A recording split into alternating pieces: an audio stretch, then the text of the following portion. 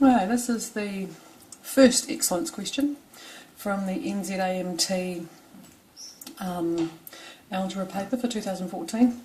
We had a question that asked something about if z is a complex number with z is not equal to -1 and z squared upon z minus 1 is always real, show that the locus of z in the Argand diagram consists of the real axis and a circle in radius 1. So I'll leave that stuff for now. We're going to replace z with x plus iy, just a complex number. Any complex number with any real part, any imaginary part.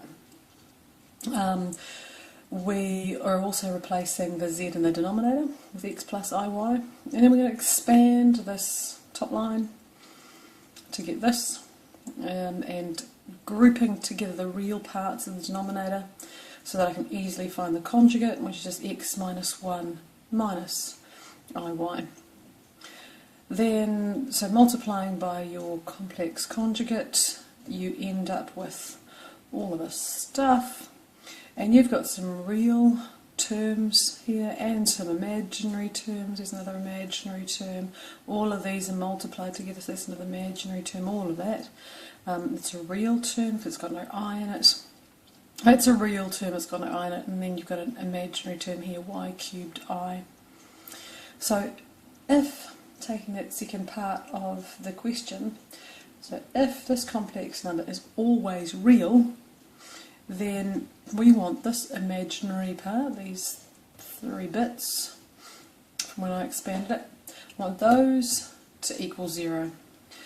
So if you get to this stage, so if we want real, then imaginary part of z is going to be equal to 0. This is the imaginary part, the coefficients for up here when you see I, coefficients of I.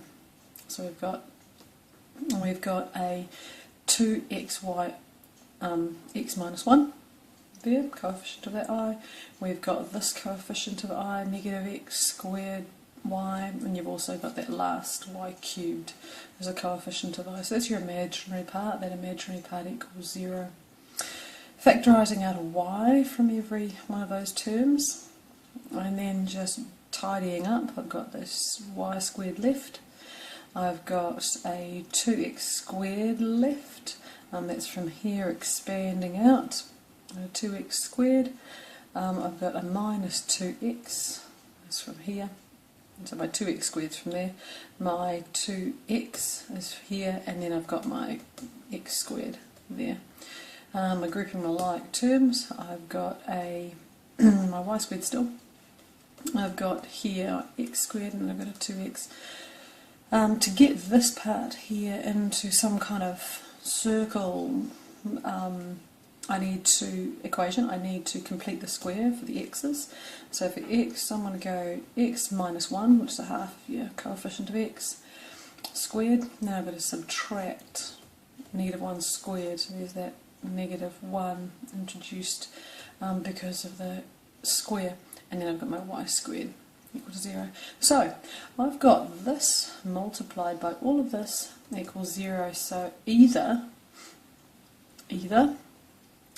y from here is equal to 0, or all of this inside that square bracket is equal to 0.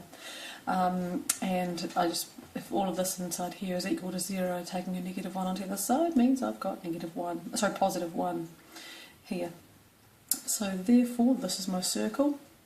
Therefore, you've got your locus of points is the line y equals 0 from here. And also your circle with centre is at positive 1, 0, and the radius is 1, which is what the question asked for.